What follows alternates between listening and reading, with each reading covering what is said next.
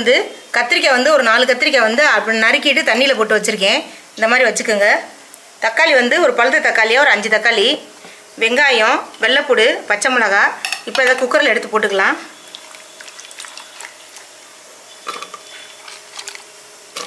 இந்த மசியல் இருந்துச்சுன்னா இட்லி, தோசைக்கு, சப்பாத்திக்கு எல்லாத்துக்கும் பண்ணலாம். வித்தியாசமாக இருக்கும். வழக்கமாக சட்னி சாம்பார்னு வைக்காமல் இந்த மாதிரி வச்சிங்கன்னா ரொம்ப டேஸ்ட்டாக இருக்கும். பச்சை மிளகா ஒரு 3 மிளகா, வெள்ளைப்பூடு வந்து ஒரு கைப்பிடி அளவு, வெங்காயம் பெரிய வெங்காயம் கட் பண்ணி வச்சுருக்கேன். நீங்கள் சின்ன வெங்காயம் கூட போட்டுக்கலாம், நல்லாயிருக்கும். இது ஒரு வெங்காயம் பெரிய வெங்காயமாக போட்டிருக்கேன். தக்காளி வந்து ஒரு 5 பழம் பழுத்த தக்காளியாக போட்டுங்க. இது எல்லாத்தையும் போட்டுட்டு கொஞ்சம் உப்பையும் போட்டுருங்க. தனி மிளகாத்தூள் 1 ஸ்பூன், மல்லித்தலை வந்து ஒரு சின்ன கைப்பிடி அளவு. எல்லாத்தையும் போட்டு கொஞ்சம் தண்ணி விட்டுறணும். இந்த அளவுக்கு தண்ணி இருந்தால் போதும்.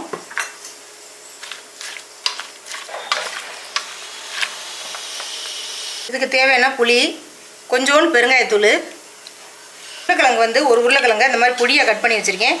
அதையும் இதில் சேர்த்துக்கலாம். எல்லாத்தையும் போட்டு நம்ம ஒரு விசில் வைக்கணும். மூடிடுங்க குக்கரை. மூடி வந்து குக்கரில் வந்து ஒரு 4 விசில் வைங்க. 4 விசில் வரட்டும். அதுக்கப்புறம் நம்ம திறந்து பார்க்கலாம்.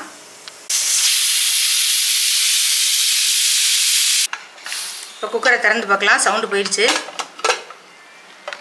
பாருங்கள். எவ்வளோ சூப்பராக இருக்குது. நம்ம ஊற்றின தண்ணி கரெக்டாக இருந்திருக்கு. இங்கே பாருங்கள், இந்த மாதிரி இருக்கணும். இது அப்படியே வந்து நம்ம மத்தால வந்து கடைஞ்சிக்கணும். மற்ற வச்சு லேசாக அப்படி கடைஞ்சிக்குங்க. தண்ணி இருந்தால் நீங்கள் ஈர்த்துட்டு கடைஞ்சுங்க. தண்ணி வந்து நான் கரெக்டாக ஊற்றுறதுனால சரியாக வந்துடும். நான் அது இப்படியே கரைஞ்சிக்கிறேன்.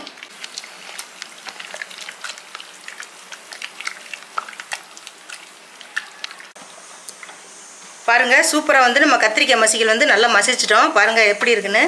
அப்படி நல்லா பின்ன மாதிரி இருக்குது. லேசாக ஒரு கொதி விட்டோன்னே எடுத்துடலாம். பாருங்கள், அருமையாக வந்திருக்கு. இதை அப்படியே ஒரு பாத்திரத்தில் மாற்றிக்கலாம்.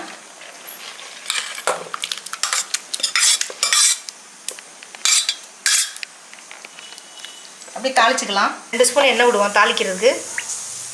இப்போ எண்ணெய் காஞ்சிருச்சு. இப்போ கடுகு உளுந்தம் பருப்பு போட்டுக்கலாம்.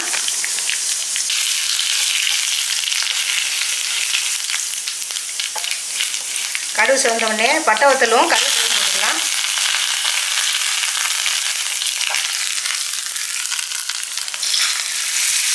இது தாளித்து வச்சுருங்க. பாருங்கள், அருமையாக வந்து கத்திரிக்காய் மசியல் பண்ணிட்டோம். இந்த மாதிரி செஞ்சு சாப்பிடுங்க. இட்லி, தோசைக்கெலாம் சூப்பராக இருக்கும். இது பழங்கால உணவு. இந்த மாதிரிலாம் இப்போ யாரும் பண்ணுறதில்ல. வழக்கமாக இட்லி, தோசைக்கு சாம்பார், சட்னி தான் வைக்கிறோம். இந்த மாதிரி மசியல் செஞ்சு பார்த்துட்டு எப்படி இருக்குன்னு சொல்லுங்கள். நம்ம சேனலை எல்லோரும் சப்ஸ்கிரைப் பண்ணுங்கள்.